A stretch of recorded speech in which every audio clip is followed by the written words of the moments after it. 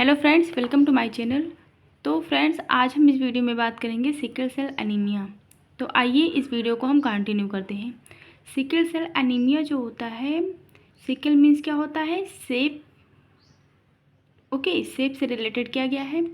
Cell, I hope आप लोग को सेल के बारे में पता होगा।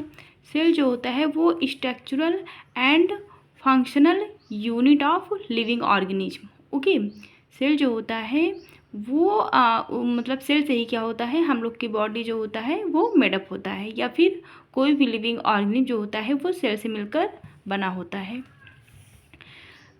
तो फ्रेंड्स, ये नॉर्मल सेल्स हैं। जब नॉर्मल सेल्स का शेप इस प्रकार रहेगा तब तो हम उसे नॉर्मल सेल्स कहेंगे। बट जब नॉर्मल सेल का शेप जो होता है इस प्रकार हो जाएगा तो इसे ही हम क्या कहेंगे? सिकल सेल कहेंगे। ओके, अब बात करते हैं सिकल सेल जो होता है found RBC red blood cells. जो सिकल सेल्स जो होता है वो हमें देखने को मिलता है आरबीसी सेल्स में। ओके, रेड ब्लड सेल्स में। सेकेंड पॉइंट है sickle cell anaemia due to point mutation. जो सिकल सेल एनीमिया होता है वो पॉइंट म्यूटेशन के कारण होता है। ओके, अब पॉइंट म्यूटेशन कहाँ पे होता है? तो पॉइंट म्यूटेशन जो होता है, ये मैंने एक चेन बनाया हुआ है। तो चेन में क्या हुआ है कि कुछ अमीनो एसिड हैं, तो एक पॉइंट पे क्या हुआ है, हमें म्यूटेशन देखने को मिला है।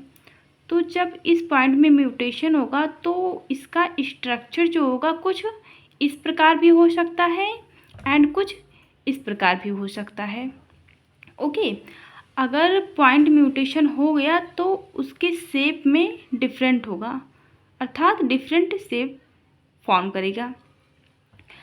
अब बात करते हैं आरबीसी। आरबीसी जो होता है, आई होप आप लोग को पता होगा, आरबीसी में क्या होता है, हीमोग्लोबिन पाया जाता है। और हीमोग्लोबिन को ही क्या कहा जाता है? रेस्पिरेटरी पिगमेंट कहा जाता है। ओके, हीमोग्लोबिन को ही क्या कहा जाता है? रेस्पिरेटरी पिगमेंट कहा जाता है। हीमोग्लोबिन जो होता है ये 2 पार्ट से मिलकर बना होता है। First protein part and second haem group. Okay, protein part जो होता है इसमें अल्फ़ा ग्लोबुलिन होता है chain and beta globulin chain होता है। तो जो अल्फ़ा ग्लोबुलिन चेन होता है ये अल्फ़ा की 2 चेन होती है एंड बीटा ग्लोबुलिन जो होता है ये भी 2 चेन होता है। और जो हमें पॉइंट म्यूटेशन देखने को मिलता है वो देखने को मिलता है बीटा ग्लोबुलिन में। ओके, यहीं पे क्या देखने को मिलता है? Point mutation. तो फ्रेंड्स, आइए अब मैकेनिज्म देखते हैं। मैकेनिज्म में क्या होता है कि मैंने यहाँ पे एक चैन ड्रा किया हुआ है। ये चैन जो है ये बीटा ग्लोबुलिन चेन है। ओके, बीटा ग्लोबुलिन चेन है। अब आपको पता होगा कि प्रोटीन को मैंने 2 पार्ट में बांटा था, alpha globulin chain and beta globulin chain. जो यहाँ पे स्ट्रक्चर है ये बीटा ग्लोबुलिन चेन का है। बट आपको पता होगा कि जो प्रोटीन होता है वो अमीनो एसिड से मिलकर बना होता है। ओके, तो जो ये डॉटेड के फॉर्म में मैंने यहाँ पे ड्रा किया हुआ है, this is amino acid. Amino acid जो होता है वो क्या करता है? प्रोटीन को फॉर्म करता है, या फिर कह सकते हैं कि अमीनो एसिड से ही प्रोटीन का फॉर्मेशन होता है। तो जो बीटा ग्लोबुलिन चेन होता है इसमें क्या होता है कि जो 6 नंबर पर अमाइनो एसिड है, 1 2 3 4 5 6 नंबर पर जो अमाइनो एसिड है वो कौन सा है? ग्लूटामेट अमाइनो एसिड है। ओके, तो ग्लूटामेट अमाइनो एसिड जो होता है ये किस नेचर का होता है? हाइड्रोफिलिक नेचर का होता है। हाइड्रोफिलिक मीन्स क्या होता है? Water loving. ओके, तो इसका स्ट्रक्चर जो होता है, ग्लूटामेट जो होता है वो आउटसाइड प्रेजेंट होता है। तो इसका शेप जो होता है वो कुछ हमें ऐसे देखने को मिलता है आरबीसी का। ओके, अब बात करते हैं कि जब 6 नंबर का जो ग्लूटामेट है जब उसमें पॉइंट म्यूटेशन होता है, पॉइंट म्यूटेशन का मतलब होता है कि एक पॉइंट पे म्यूटेशन हुआ है, तो 6 नंबर पर क्या हुआ है, म्यूटेशन हमें देखने को मिला है। म्यूटेशन क्या कि जो 6 नंबर का जो ग्लूटामेट है वो कन्वर्ट हो गया है वेलिन। अब यहाँ पे क्या है कि जो 6 नंबर पर जो अमीनो एसिड है वो वेलिन है, और वेलिन का नेचर कैसा होता है, हाइड्रोफोबिक होता है। हाइड्रोफोबिक मीन्स क्या होता है, वाटर हेट, अर्थात वाटर से वो हेट करता है, मतलब वाटर लविंग नहीं होता है। तो वाटर हेट या वाटर लविंग ना होने के कारण इसका शेप जो होता है कुछ इस प्रकार का बनता है।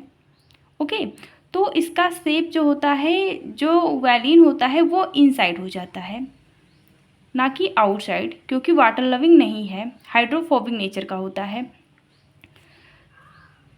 तो इसका शेप जो होता है वो सिकल शेप हो जाता है, सिकल शेप। ओके, तो फ्रेंड्स अब बात करते हैं सिकल सेल एनीमिया क्या होता है। फर्स्ट पॉइंट क्या है, it reduce the life span of RBC 19 days. तो सिकल सेल एनीमिया जब हो जाता है तो आपको पता होगा कि आरबीसी का जो नॉर्मल लाइफ स्पेन है वो 120 डेज है। ओके, बट जब सिकल सेल एनीमिया हो जाता है तो जो आरबीसी का जो लाइफ स्पेन है वो 90 डेज के अंदर ही लाइफ स्पेन होता है, अर्थात हम कह सकते हैं कि आरबीसी का जो लाइफ स्पेन है वो 90 से कम होता है। ओके, जब सिकल सेल एनीमिया होता है, in blood RBC are destroy. तो जो ब्लड में क्या होता है, जब आरबीसी डिस्ट्रॉय हो जाएगा तो सिकल सेल एनीमिया है।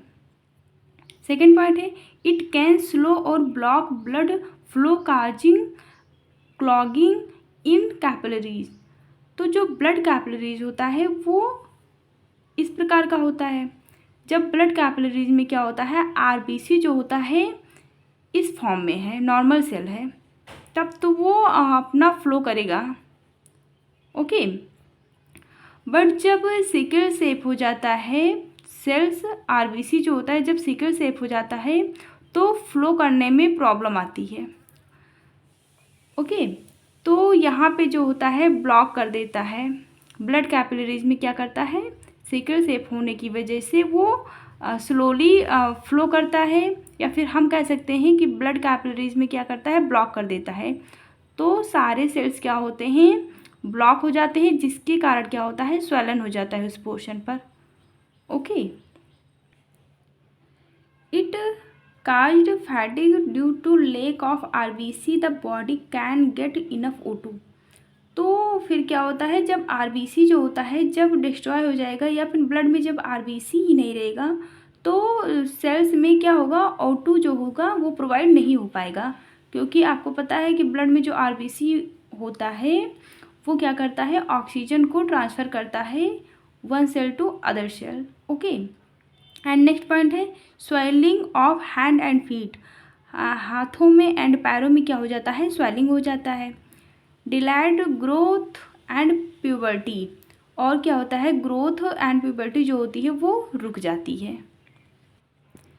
तो फ्रेंड्स, सिकल सेल एनीमिया होने से एक फ़ायदा ये भी है कि जो मलेरिया आपको पता है प्लाज्मोडियम वाइवक्स के द्वारा होता है। Malaria can not cause in sickle cell haemoglobin because it can not give more space. Malaria में क्या होता है, जब नॉर्मल सेल्स होते हैं आरबीसी तो वहाँ पे जो प्लाज्मोडियम वाइवक्स है इसकी ग्रोथ जो होता है वो अच्छे से हो जाता है, क्योंकि यहाँ पे स्पेस स्पेस क्या होता है, अच्छे से रहता है प्लाज्मोडियम के लिए। बट जब सिकल सेल कंडीशन हो जाता है तो उसका शेप कुछ इस प्रकार हो जाता है, जो कि प्लाज्मोडियम जो होता है उसके लिए मोर स्पेस नहीं होता है ग्रोथ करने के लिए, तो मलेरिया नहीं हो पाता है। ओके, तो इसीलिए ये एक हिसाब से कहा जाए तो अच्छा भी है। तो फ्रेंड्स, आपको वीडियो कैसा लगा? अगर अच्छा लगा है तो लाइक और सब्सक्राइब कर दीजिए।